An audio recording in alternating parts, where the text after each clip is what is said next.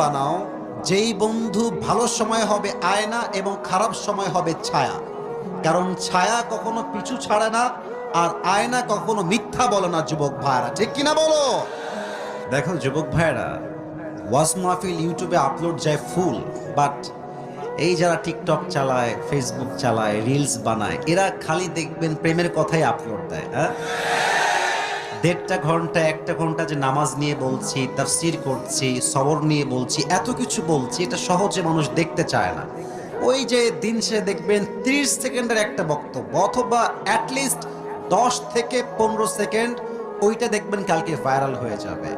তো আমাদের দেশে ট্রেন্ড চেঞ্জ করতে হবে, নাম্বার 1 এই সাবজেক্টে। নাম্বার 2, যুবকদেরকে বলছি, যুবক ভাইরা শোনো, আমি আসিফের চেহারা সুন্দর, জামা কাপড় সুন্দর, চশমা ভালো, ঘড়ি ভালো, হাতে আংটি পরি ভালো মানেই যে আমি খুব যোগ্যতা সম্পূর্ণ, ইটস নট লাইক দ্যাট। এই ট্রেন্ডটা চেঞ্জ করো, বোঝার চেষ্টা করো।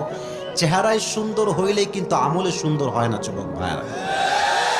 আমাদের দেশে যেই বক্তারা খুব ফেমাস, অনেকগুলো ক্যামেরা থাকে সামনে, মানে ফেসবুকে ভিউ, টিকটকে ভিউ, ইউটিউবে ভিউ, মানুষ ভাবে যে এটাই তো আল্লাহওয়ালা। না না, আমি যাদের কাছে পড়াশোনা করেছি তারা যে কত বড় ইলমওয়ালা, কতটা নলেজেবল পারসন, কতটা বড় আলেম, you don't have any idea about it. তোমার কোনো ধারণাই নাই। বাট তারা মিডিয়ার সামনে আসতে পছন্দ করে না, তারা ভিডিও করতে পছন্দ করে না। আমরা এখন কাজ করে করে জনপ্রিয় হয়ে গেছি, মানুষ আমাদেরকে অনেক বড় কিছু ভাবে। বাট মাথায় রাখবা, বড় আলেম সে নয় যে ইংরেজি বলতে পারে, বড় আলেম সে নয় যে উর্দু বলতে পারে, বড় আলেম সে নয় যার ভিউ বেশি আছে, বড় আলেম সে নয় যার জামা বেশি সুন্দর, বড় আলেম সে যার কথা শুনলে আখেরাত মুখী হতে মনে চায়। যুবক ভাইরা, চেঞ্জ দিস ট্রেন্ড, এই ট্রেন্ডকে চেঞ্জ করে ফেলো।